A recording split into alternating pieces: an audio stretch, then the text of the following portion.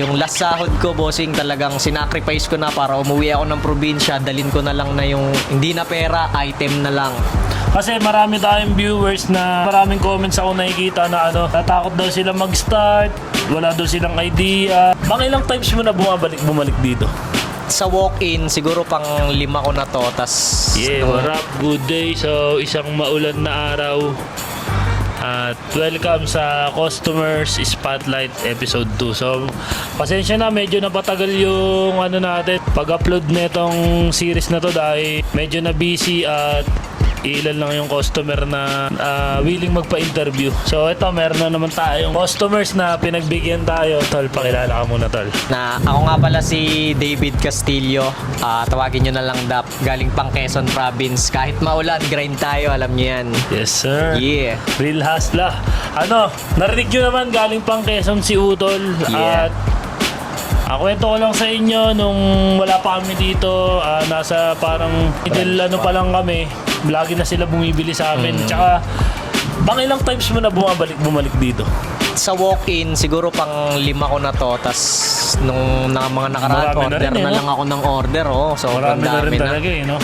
Yung mga kinukuha mong product sa amin, siyempre for sure, yun, pinang-resell on minamarket mo yan, Mismo, bossing. Talaga namang kumbaga nag-push sa'yo na kasi marami tayong viewers na at maraming comments ako nakikita na natakot daw sila mag-start, wala daw silang idea. So, ba yung kumbaga nag-push sa'yo o yung sumagi sa isip mo para simulan yung... Wala, kasi ito, paliwanag ko lang din. Kasi dati nanonood lang din ako ng mga katulad nyo, nag-i-scroll lang din ako sa cellphone. Yes, Napapanood ko yung mga hustler natin na Then wala, naisipan ko na sumugal. Sabi ko, naalala ko rin, bossing, nung sabi ko nga sa'yo na yung last sahod ko, bossing, talagang sinacrifice ko na para umuwi ako ng probinsya. Dalin ko na lang na yung hindi na pera, item na lang. Tapos gawin kong pera. Tapos yun, bossing, tinuloy-tuloy ko lang. Ang galing. Gumana naman. Solid, Basta bossing. susugalan mo lang talaga. Susugal Kasi ka lang pagka talaga. matatakot ka, wala no? Tsaka isa ka pa lang nagustuhan ko dito kay boss. Kumbaga siya, di talaga siya nahihiya kung may gusto siyang sabihin or kung gusto niyang makilala yung tao. Ginagawa niya talaga yung best niya, kagaya nung nandun kami sa last spot namin. Nakiusap na sa akin na pwede ba daw mag-usap kami, then may video, ganyan. So, solid, bilib ako sa mga ganun. Lakasan lang talaga ng loob. Bossing. At pala, anong item pala yung mga Ngayon, mga nakukuha mo sa amin na ang meron na ako ngayon, nakuha sa Cold Palace, Boogeyman, Central C. Ito, suot ko, Central C. Tapos, alam mo yung boxer brief natin dyan. Alam nyo na yan. Alam nyo na yan. Kung taga Quezon kayo, saan ba sa Quezon? Lucena Kung City. taga Lucena kayo, Yeah. DM nyo lang yung FB page, FB ni Bossing. May page ba May kayo? page na, bossing. The may Good page. Source Apparel. Diyan na The lang Good kayo Source Apparel. mag-message. Yan from Quezon yan. Yeah. Kaya kung kukuha kayo ng retail, huwag na sa akin. Kanya na kayo remekta. Kasi ganun din Tandaan nyo, mahal ang boxer brief, pero quality. Quality, mahal diba? yun, pero Mismo. quality. Kumbaga sa parang best experience mo dito sa Gold Palace? Or parang nagustuhan mo? Nagustuhan ko yung pinakang quality talaga na talagang magagamit mo siya ng pangmatagalan na hindi lang paggagamit mo masisira agad, ganito ganyan. Kasi ang ganda rin sa Gold Palace kasi parang ang ganda nung feedback na Yes, halimbawa sir. bumili ka sa kanila ng item na talagang pag magamit mo ng mga ilang araw, talagang okay pa rin, maganda pa rin. Hindi tulad nung iba dyan na nabibili natin, alam nyo naman yun, na masisira Tsaka agad. comfy rin talaga siya. Tas comfy talaga yung lahat. As in talaga. Ayan customer natin nagsabi. Regular na natin si Bossing.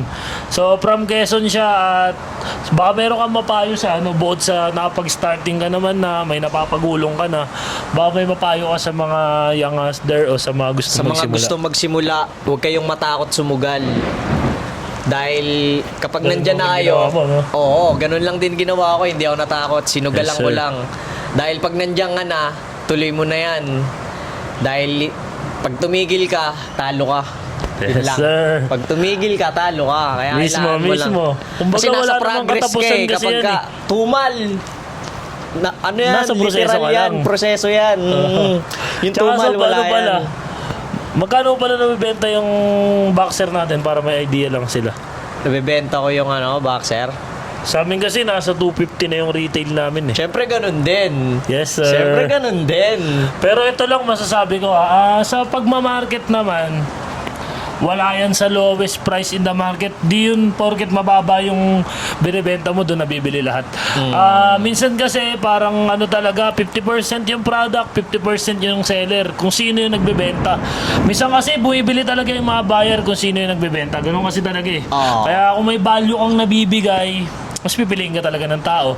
Pero kung di ka ba maayos kausap, wala kang maayos na pag-handle sa Kasi customer, kahit lowest in the Oo. market ka, di ka pipiliin. Diba? Mismo. Tsaka yun, kailangan mo rin ng branding. Kaya, Branding nice talaga. boss, bossing.